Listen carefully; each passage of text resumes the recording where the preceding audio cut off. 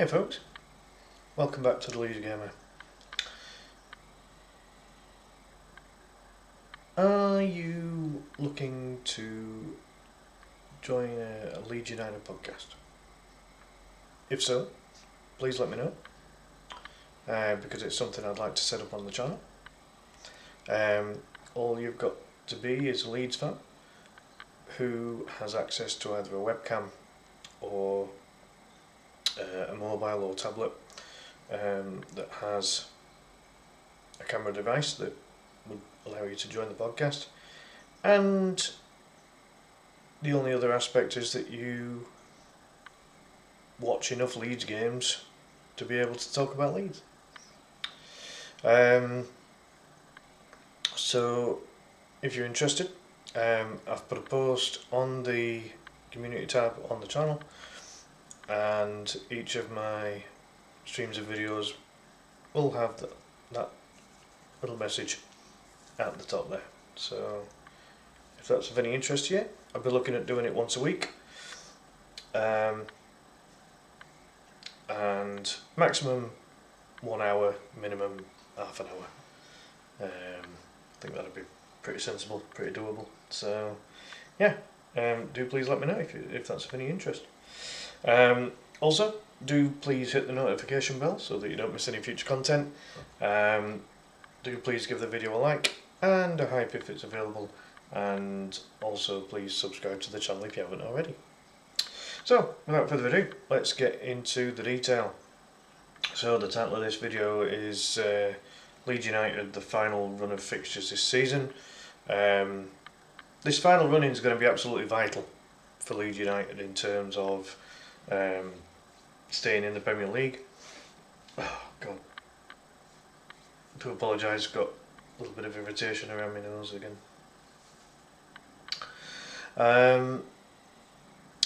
And so yeah, I just thought I'd have a little look at it and ultimately decide,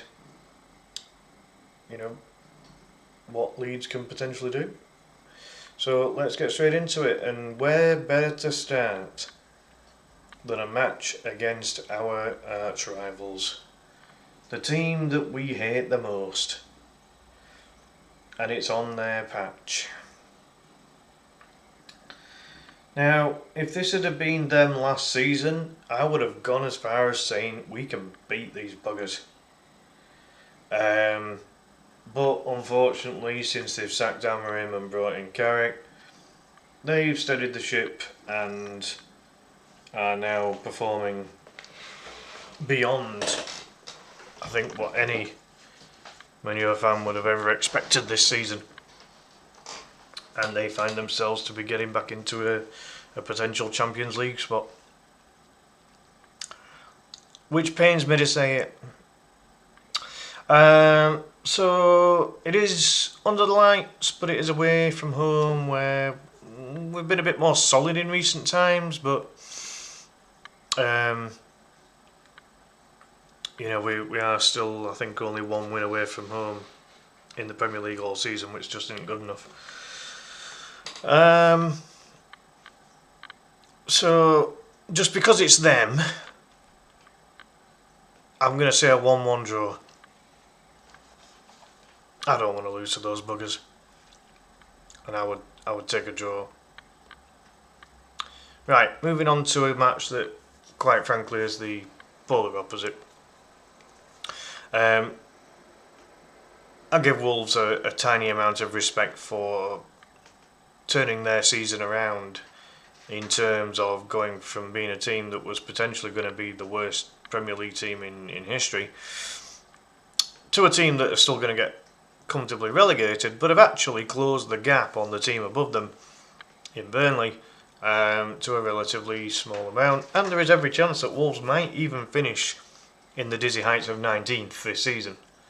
If you'd gone back to before Rob Edwards taking over as the manager, they'd have finished rock bottom in 20th and would probably have finished on single digit points, and that's not unrealistic to think when you look back at it now. So with this in mind, for me, it's at Ellen Road. 3 o'clock kickoff as things stand at the moment, according to the Leeds United website. But it's at Ellen Road and it's against a team in the relegation zone. If we can't beat these buggers, then what chance have we got of staying up if we can't realistically, be beating Wolves, even despite Wolves' current recent resurgence? So that's 3 points. So that's 4 points up to now. I'll only roughly keep track of these points here. Because I said at the start of the season, I genuinely thought we'd finish with 10 wins and 10 draws. We've already surpassed that number of draws and are not quite there with the wins yet. So, this is going to look, very different, I would think, by the end of the season. Away at Bournemouth. Bournemouth have been, Leeds and Bournemouth have both been draw specialists in recent times. So, it's away from home. I think Leeds have a chance of winning it, but just because both teams have been drawing a lot, I've got to say another draw. And I'm actually going to go with the same kind of draw that happened the last time. I'm going to go 2-2. But I do think that Leeds potentially could get maybe a 2-1 win in that one, but I'll go with a draw. So that's 1, 2, 3, 4, 5 points, which would put us very close to safety, I think, at that point. At home to Burnley, and it's been moved to a night kickoff as well now, which is even better. Start of the month, 1st of May. It's another one of those. It's like the Wolves match. We really should be beating them. They're even worse than Wolves in terms of form. So yeah, no brainer. Without a doubt. So 1, 2, 3, 4, 5, 6, 7, 8 points.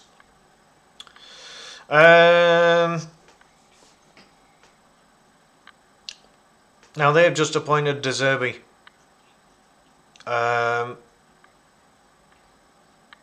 But only a month for him to get his points across at that, by then really. I still think we can get a draw. I like even appointing De Zerbi, I don't think there's any guarantee they get a win this season or in this calendar year.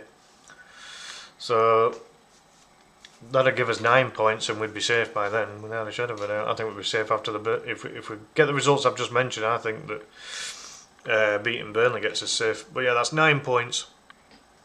If we draw with Tottenham, I would have said that we'd beat Tottenham if they still had Tudor or were still deciding on a manager by then. No. Just simply no. I'm not getting out against these. They're a bogey team. So forget it. So what are we on? 9? Are we on 9 points at this particular juncture?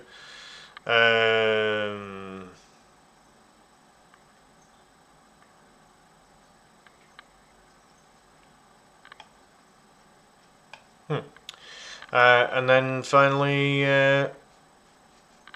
West Ham.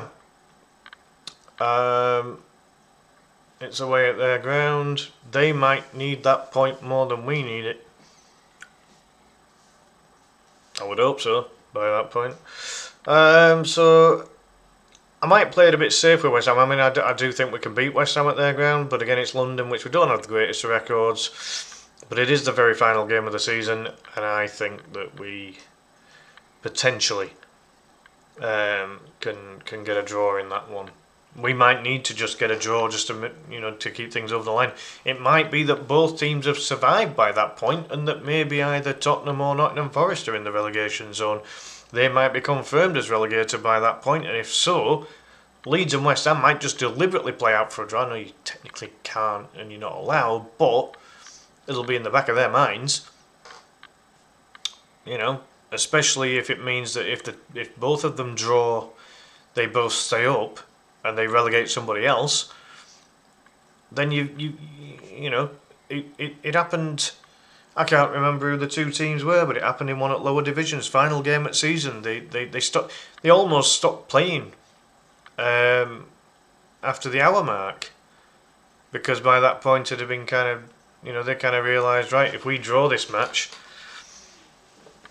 we both stay up and relegate somebody else, or that they both go up and prevent someone else from going up, whatever it was.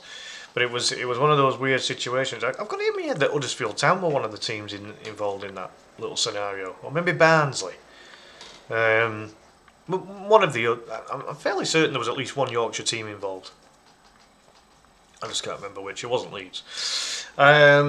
So anyway, so that would be a draw. So they're about 10 points out of the remaining games. I mean, that'd be very good.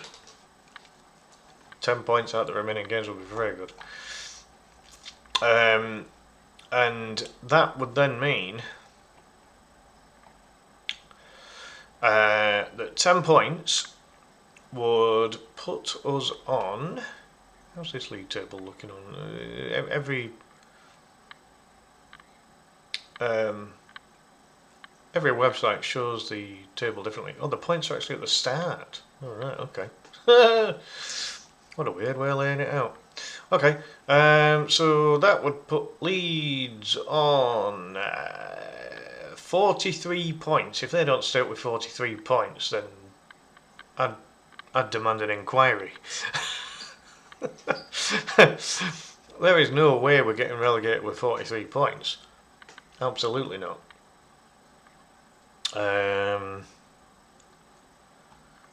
When you look at this table, we're going to be, we really need to beat Burnley and Wolves. That just goes without saying. You could argue that we really should be beating West Ham. They're still in a dodgy position. But the problem we've got is that we're only 4 points ahead of them. And we've still got these to play at all. Now, as I say, if they were still fiddling around trying to figure out who the manager needs to be, I'd be very confident we'd get at least a draw, if not a win there, especially with their injury list. But they're sorted on De Zerbi for rest of the season in the next 5 years. Albeit if Tottenham get relegated, there's no way De Zerbi stays. He'll find some loophole to get out of his contract.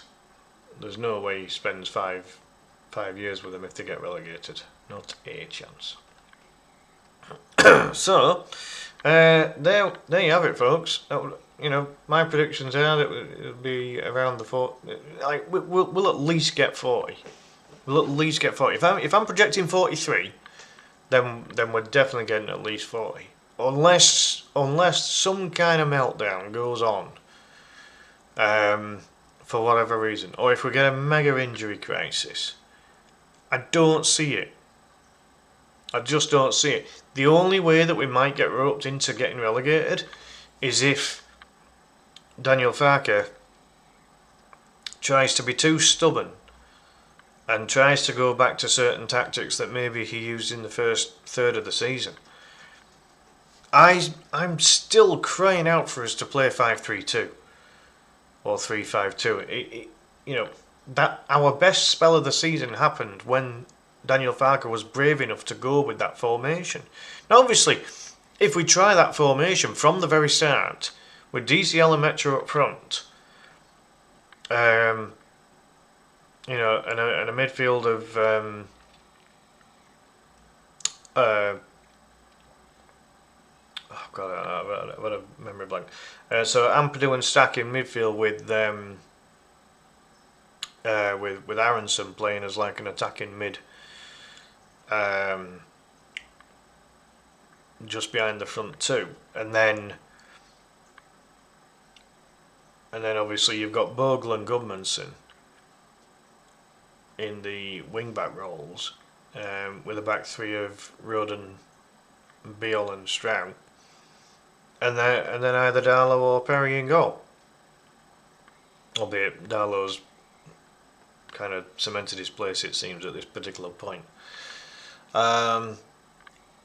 So, I truly believe if we play with something like that, and then again we've got players like, I think Tanaka's quite effective in that attacking midfield role. Tanaka came on. I saw it second half at England game tonight. England were absolute shite. Japan very organised, very very in control of the second half. The only time when it changed was when England brought on some height. bringing on Burnham and bloody human fridge freezer, as I call him, because he bloody looks like one. But by adding that extra height and by England deciding that actually it would be better to try and win some corners and try and get some crosses into the box as opposed to trying playing through the middle, where Japan were very tight and compact. I mean, Christ, if a bog standard fan like myself can spot that Japan are extremely organised and are very tight defensively, if I can spot that, and the through balls that England were trying to put through the middle just weren't getting anywhere, Japan were on it. They were absolutely on it. And lo and behold, he brings on some height, does Tuchel, and then tells them to start getting some crosses in the box, and all of a sudden England started attacking. But Suzuki in the Japan goal didn't have out to do until that point. England ain't winning World Cup, not a bloody chance. Now I know that they were missing all of their best players or whatever, but the sheer lack of depth that England have in certain positions is very worrying if you're an England fan, because if you go into a World Cup, there's no guarantee that your strongest 11 is going to be fit for the entire tournament. And it's clear that the backups we've got are nowhere near the standard. So, yeah, that's a different thing entirely. But yeah, I could see Tanaka playing in that advanced midfield. He played more of a defensive midfield role for Japan when he came on as a substitute. He played the final 20 minutes. Didn't get that many touches of the ball, albeit he did have an important clearance. It did go back to one of the England players, and then they moved it over, if I remember. But he didn't have much to do with Tanaka when he came on. So yeah, that's where I'm at with all this, folks. I strongly believe we will stay up this season. If we don't, it's going to be down to Farker and his coaching staff. Now, that'd be a bit foolish of me to say that, because ultimately Farker and his coaching staff are not on the pitch playing the game. It's down to the players. But if Farker plays the right lineup, the players we've got are good enough to do a job in these remaining fixtures. Interestingly, when I went on that fixture list, it didn't mention anything about the Cup, which was a bit odd. Because as far as I'm aware, we've got cup games. It's selected as all. I didn't see. I've got a cup game against West Ham. Where is that? I'm not seeing it. I mean, you can filter it. There's currently no results for this season and competition. Oops! Leeds website's messed up there. Oh dear. Oh well. Here's what it is. Yeah, there we go. It's that straightforward.